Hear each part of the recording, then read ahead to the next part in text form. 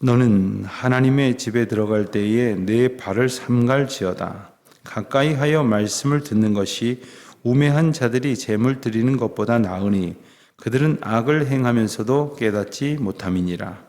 너는 하나님 앞에서 함부로 입을 열지 말며 급한 마음으로 말을 내지 말라. 하나님은 하늘에 계시고 너는 땅에 있음이니라. 그런즉 마땅히 말을 적게 할 것이라. 걱정이 많으면 꿈이 생기고 말이 많으면 우매한 자의 소리가 나타나느니라. 네가 하나님께 서원하였거든 갚기를 더디게 하지 말라. 하나님은 우매한 자들을 기뻐하지 아니하시나니 서원한 것을 갚으라.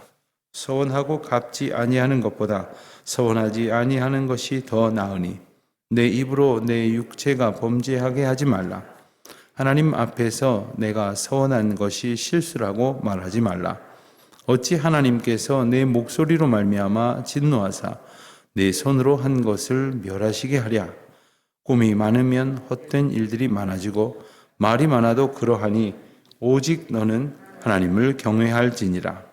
너는 어느 지방에서든지 빈민을 학대하는 것과 정의와 공의를 짓밟는 것을 볼지라도 그것을 이상히 여기지 말라. 높은 자는 더 높은 자가 감찰하고 또 그들보다 더 높은 자들도 있음이니라. 땅의 소산물은 모든 사람을 위하여 있나니 왕도 밭의 소산을 받느니라. 은을 사랑하는 자는 은으로 만족하지 못하고 풍요를 사랑하는 자는 소득으로 만족하지 아니하나니 이것도 헛되도다. 재산이 많아지면 먹는 자들도 많아지나니 그 소유주들은 눈으로 보는 것 외에 무엇이 유익하랴. 노동자는 먹는 것이 많든지 적든지 잠을 달게 자거니와 부자는 그 부요함 때문에 자지 못하느니라. 내가 해 아래에서 큰 패단이 되는 일이 있는 것을 보았나니 곧 소유주가 재물을 자기에게 해가 되도록 소유하는 것이라. 그 재물이 재난을 당할 때 없어지나니 비록 아들은 낳았으나 그 손에 아무것도 없느니라. 그가 모태에서 벌거벗고 나왔은즉 그가 나온 대로 돌아가고 수고하여 얻은 것을 아무것도 자기 손에 가지고 가지 못하리니 이것도 큰 불행이라. 어떻게 왔든지 그대로 가리니 바람을 잡는 수고가 그에게 무엇이 유익하랴. 일평생을 어두운 데에서 먹으며 많은 근심과 질병과 분노가 그에게 있느니라. 사람이 하나님께서 그에게 주신 바 그 일평생에 먹고 마시며 해 아래에서 하는 모든 수고 중에서 낙을 보는 것이 선하고 아름다움을 내가 보았나니 그것이 그의 몫이로다. 또한 어떤 사람에게든지 하나님이 재물과 부요를 그에게 주사 능히 누리게 하시며 제 몫을 받아 수고함으로 즐거워하게 하신 것은 하나님의 선물이라. 그는 자기의 생명의 날을 깊이 생각하지 아니하리니 이는 하나님이 그의 마음에 기뻐하는 것으로 응답하심이니라. 아멘. 우리는 전도서를 읽으면서 하나님을 떠나서 사는 것이나 생각하는 것 그 모두가 헛된 것이라는 사실을 깨닫게 됩니다. 애쓰고 수고하여도 하나님 안에 있을 땐 실패하여도 기쁨이지만 성공하여도 하나님의 주권에서 떠난 생각 속에 살아가는 사람은 이내 허무함과 그리고 절망 속에 빠질 수밖에 없는 것이 인생의 한계이고 이 세상의 원리라 하는 것을 이 전도서 말씀을 통해서 우리는 배우게 됩니다. 자, 그렇다면 우리는 하나님 앞에 살아가는 지혜를 얻어야 합니다. 하나님 앞에 살아가는 것은 무엇인가? 오늘 말씀에서 하나님 앞에 어떠한 자세로 나아가고 또 어떠한 심정으로 살아야 하는가를 일깨워 주시는 말씀이 소개됩니다. 1절을 보니까 너는 하나님의 집에 들어갈 때에 내 발을 삼갈지어다 했습니다. 삼가다 하는 말은 이 발이라고 대표되어지는 우리의 행실을 조심하라 하는 말씀입니다. 우리가 조심할 때에 당연히 실수가 적어질 것입니다. 더욱 조심하면 더욱 실수를 줄일 수 있을 것입니다. 인간이 완벽하지 못하기 때문에 혹 실수하고 또한 착각하고 그래서 잘못된 행실을 보일 수밖에 없겠지만 하나님 앞에 나아간다고 하는 것을 언제나 기억하며 삼가야 할 것이겠습니다. 또 말씀하시기를 가까이 하여 말씀을 듣는 것이 우매자의 재물 드리는 것보다 낫다 하였습니다.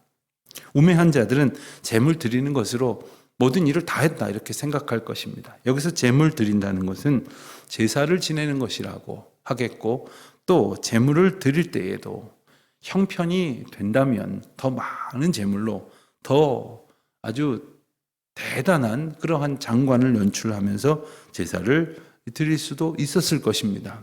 그러나 그것들로 자신이 하나님 앞에 드리는 올바른 행실을 다했다고 착각하는 것이 우매한 자들의 모습이다 하는 겁니다. 교회 나왔으니까, 또 헌금했으니까, 봉사했으니까 됐다 생각하는 것이 오늘 본문의 말씀과 비견되어질 수 있을 것입니다. 그러나 우리는 가까이 하여 말씀을 듣는 자세를 늘 가져야 한다는 것인데, 이 말씀을 듣는다는 것은 말 그대로 귀로만 듣는 것이 아니라 순종하는 것을 의미합니다. 아이들한테 그런 말을 하죠. 너는 이렇게 엄마 말을 안 듣냐? 그건 귀로 안 들었다는 이야기가 아니라 순종하지 않았다는 이야기이죠. 하나님 앞에 말씀을 듣는 것에서 시작하여 삶으로 순종하여 응답하는 것으로 나아가는 것이 지혜로운 삶을 소원하는 자가 가져야 될 태도라 할 수 있겠습니다. 그렇지 않은 자들은 악을 행하면서도 깨닫지 못한다고 했습니다. 말씀은 듣지 않고 또 말씀에 순종하지 않고 형식적인 종교 생활로 하나님 앞에 해야 할 바를 다했다고 생각하는 것은 잘못된 것이라는 말씀입니다. 또 2절에서 보니까 하나님 앞에서 입을 쉽게 열지 말고 놀리지 말라 이렇게 말씀을 하십니다. 우리가 행동을 삼가야 할 것 중에서 특별히 우리가 입을 조심해서 말을 함부로 하지 말아야 한다는 그런 후회를 우리는 한두 번쯤 해본 적이 있을 것입니다. 천천히 그리고 조금 더 생각하고 차분하게 신중하게 말을 할 때보다 급한 마음으로 말을 하게 되면 실수가 나오는 법입니다. 그렇다고 아예 입 다물고 살 수는 없는 노릇이지만 우리가 어떠한 말에 어떠한 마음 자세가 담겨 있는지에 따라서 그 마음이 때로는 전하고자 하는 진심에서 멀어질 수도 있고 혹은 하지 말아야 될 말을 실수로 할 때도 있는 것인데, 그게 하나님 앞에서라면 얼마나 참남한 일이 되겠습니까? 하나님 앞에서 함부로 말을 하지 말아야 할 이유 중에 하나는 우리는 하나님 앞에 우리의 사정 다 아시는 그러한 하나님 앞에 우리 사정을 이야기하러 가는 것이 아니라 하나님의 말씀을 통하여 하나님의 뜻을 들어 깨달음으로 우리의 마음에 새기기 위하여 주 앞에 나아가게 되는 것입니다. 그런데 주님 앞에 말씀을 들을 생각은 하지 아니하고 급한 마음에 쏟아내는 것, 그것이 먼저가 아니다라는 것입니다. 3절은 걱정이 많으면 꿈이 생기고 말이 많으면 우매한 자의 소리가 나느니라. 여기서 말하는 그 꿈은 아주 근사한 그런 비전을 얘기하는 것이 아니죠. 우리가 잠자리에 들 때에도 아주 걱정스러운 생각을 잔뜩 하다가 잠에 들면 꿈에 그 생각이 연속적인 그림처럼 비춰질 때가 있습니다. 꿈이란 그런 겁니다. 그런데 그런 꿈 꿨다고 또 잘 깨자마자 이거 불길한데 잘못될 모양이다. 노상 그런 생각을 하고 있으니 그런 꿈을 꾸는 겁니다. 그런 꿈을 꾸면 내가 너무 그런 생각에 빠져 있구나 하는 생각을 오히려 할 수 있어야 할 것이겠습니다. 4절에서부터는 서원에 관한 말씀이 나옵니다. 왜 하나님 앞에 행실을 조심하고 입을 함부로 열지 말고 마음가짐을 겸손히 살피라는 말씀 다음에 서원이 나오는가? 잘못된 서원은 그러한 생각으로부터 반영된다는 의미를 우리에게 일깨워 주는 것입니다. 하나님 앞에 적절한 결단과 다짐은 언제든지 필요합니다. 그리고 그것은 우리를 하나님 앞에 스스로를 격려하는 가운데 견인하는 역할을 하기도 합니다. 그런데 이것이 서원이라는 이름으로 마치 하나님 앞에 약속을 하는 것인데 이 약속에 잘못된 의도가 담겨져 있으면 안 된다는 깨우침을 주시는 것입니다. 서원은 왜 합니까? 우리가 보통 서원을 했다고 말을 할 정도의 표현이라고 한다면 하나님 앞에 굳은 약속을 했다는 뜻인데, 혹시 그래 보셨다면 왜, 언제, 어떠한 연유로 그렇게 하셨을까요? 아마도 하나님께서 주신 은혜가 감사해서 하나님, 내가 앞으로 이렇게 살겠습니다 라고 그렇게 다짐하는 경우도 간혹 있겠습니다만은, 그보다 훨씬 더 많은 경우는 하나님 이렇게 해 주시면 제가 이렇게 하겠습니다, 어떤 조건적일 때가 참 많이 있습니다. 특별히 그것은 하나님 앞에 무엇을 드리겠다는 결단, 어떻게 살겠다는 다짐보다는 그것으로 인하여 얻고자 하는 것을 얻겠다는 욕심으로부터 비롯될 때가 참 많이 있습니다. 우리가 한번 생각해 볼 필요가 있습니다. 하나님 앞에서 우리가 그렇게 거래할 수 있는 존재인가? 실제로 그렇게 지킬 수도 없는 일들을 가지고 하나님 앞에 무슨 부도 낼 어음을 발행할 수 있는 존재인가? 하나님 앞에 우리가 무슨 다짐을 할 수 있는 존재인가? 하나님의 인도하심이 아니고서는 하루하루도 온전히 살아갈 수 없는 주제에 무엇을 약속하고 그것을 무엇을 약속하는 것으로 그렇게 살 수 있다고 생각하는 것인가? 그런 생각은 하지 아니하고 그보다 더 큰 뭔가를 바라는 생각 때문에 우리는 오늘도 다짐을 하려고 하고, 그것이 잘못된 서원처럼 될 것입니다. 서원을 하고 갚지 않는 것은 서원하지 아니하는 것보다 더 낫다 하면서 서원한 것을 무조건 갚으라고 윽박지르는 말씀이 아닙니다.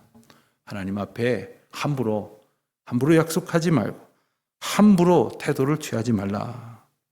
6절부터 7절 말씀은 섣부른 서원에 대한 하나님의 반응이 나옵니다. 하나님을 경외할 때에만 이런 실수를 하지 않는 것이고 이런 잘못을 피할 수 있다는 가르침을 주십니다. 8절 9절은 조금 다른 이야기가 나옵니다.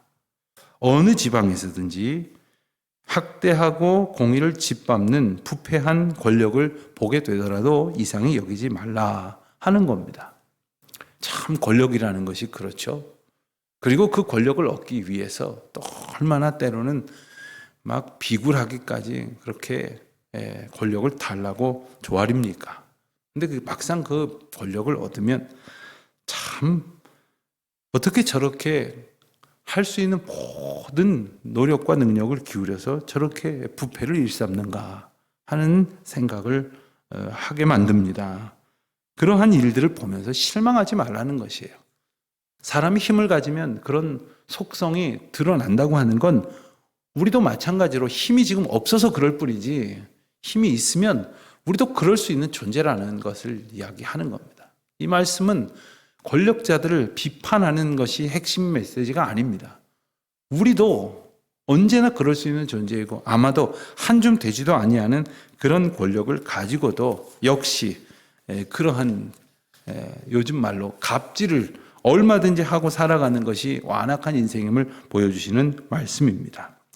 10절 말씀에서 보면 은을 사랑하는 자는 은으로 만족하지 못하고 풍요를 사랑하는 자는 소득으로 만족하지 않는다 하였습니다. 그리고 이것도 헛되다. 잘 아는 말씀입니다. 설명이 필요하지 않습니다. 그러나 이런 것을 헛되다고 깨달으면서도 여전히 이러한 모습으로 살아가고 있는 우리 한계를 또 보게 하십니다. 11절 12절에는 재미난 말씀이 나옵니다. 부유함을 우리는 무조건 좋은 것으로 여겨서 원하지만 그것도 참 무익하다 하는 말씀을 합니다. 재산이 많아지면 먹는 자들도 많아지나니, 다시 말하면 내가 가진 재산이 많아지면 내 재산으로 인해서 이렇게 함께 먹는 사람, 내 사업이 커지면 함께 여기서 먹는 사람이 많아진다 하는 뜻이죠. 그러나 그렇다고 해서 그 소유주들, 그 주인이 5끼 먹습니까? 10끼 먹습니까? 집이 2채, 3채 있으면 뭐합니까? 어차피 잠은 좁은 방 한 칸에 적당한 크기의 침대 한 개만 있으면 될 것을 우리는 그렇게 많은 욕심을 부리죠.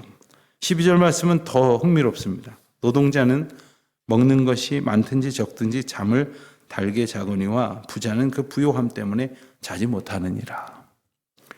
한 의사 선생님이 병원을 개원하고 아주 골치가 아프다고 기도를 부탁한 적이 있었습니다. 아주 여러 해 전에 어떤 분이 그러셨는데, 의사 선생님이 남의 속병 고쳐주는 의사 선생님이 속병이 날 지경이 됐습니다. 신경쇠약이 걸릴 지경이 됐습니다. 급기야 자기 몸이 아파서 남의 몸을 살필 수 없는 지경에 이르렀습니다. 그러면서 병원 한 칸 운영하는 것이 이렇게 힘들 줄 몰랐다며 결국 병원을 접었습니다. 그리고 얼마간 몸을 추스린 후에 아는 선배 병원에 소위 페이 닥터라고 하죠. 그 월급 받는 의사로 갔습니다. 얼마나 얼굴이 밝아졌는지 몰라요. 얼마나 행복해하는지 그분은 오래도록 알고 있지만 그렇게 편안한 모습은 처음 봤습니다. 저는 그냥 남 돕는, 그리고 월급 받는 의사로 그냥 살랍니다. 이렇게 말씀하시는데, 글쎄요, 우리 저마다에게 적합한 분량이 있는 것 같습니다. 그 이상을 가지려고 하고 그 이상을 어떻게 감당하려고 하면 힘에 겹습니다. 지칩니다. 그리고 그것을 많이 먹으려고, 많이 가지려고 하는 욕망과 결부된다면 더 고통스러울 수밖에 없을 겁니다. 13절로부터 17절까지 말씀은 재물이 많아도 결국 재난당하면 더 많은 것을 잃어버린다. 재물이 적으면 적은 것을 잃어버리겠지만 많으면 많은 것을 잃어버린다는 아주 분명하고도 확실한 속성이지만, 재물로 인해서 우리가 갖고 있는 욕망의 한계를 깨우쳐 알게 해 주십니다. 수고하여도 재물이 과연 헛된 것이지 않겠느냐 하는 깨우침이죠. 자, 18절 이하의 말씀을 봅니다. 그렇다면 이제 우리는 어떻게 살아야 할 것인가? 사람이 하나님께서 그에게 주신 바 그 일평생에 먹고 마시며 해 아래에서 하는 모든 수고 중에서 낙을 보는 것이 선하고 아름다움임을 내가 보았다. 다시 말하면 하나님께서 허락하신 수고 중에서 낙이 있음을 깨달으라 하는 겁니다. 지금 내게 맡기신 그 일에 즐거움이 있다 하는 겁니다. 사람은 언제나 과거를 후회하느라고 현재에 불만하고 미래의 것을 꿈꾸느라고 현재에 낙심합니다. 그러나 하나님께서는 지금 내게 주셔서 수고하게 하시는 그것이 가치 있고 의미가 있다는 것, 무엇보다도 수고하여 하나님께서 주시는 은혜를 얻으라고, 누리라고, 그것이 하나님의 선물이라고 일깨워 주시는 것입니다. 오늘 우리에게 주신 하나님의 선물은 무엇이겠습니까? 오늘 우리에게 맡기신 하나님의 은혜는 무엇이겠습니까? 우리 각 사람에게 맡겨주신 그러한 몫으로 하나님을 누리며 느끼며 하나님을 기뻐하며 하나님께 감사하며, 그리하여 하나님께서 주신 은혜를 하나도 놓치지 아니하고 기뻐하는, 그리고 그 기뻐함으로 다른 사람들을 섬기는 그 은혜를 누리는 저와 여러분이 되시기를 주님의 이름으로 축원드립니다. 기도하겠습니다. 하나님 아버지, 저희에게 주님의 은혜를 깨닫는 지혜를 주시고 허탄한 욕망에서부터 떠나 오직 주께서 주시는 평안과 자유를 마음껏 누리며 찬양하는 복된 날로 오늘을 살게 하여 주옵소서. 예수님의 이름으로 기도합니다. 아멘.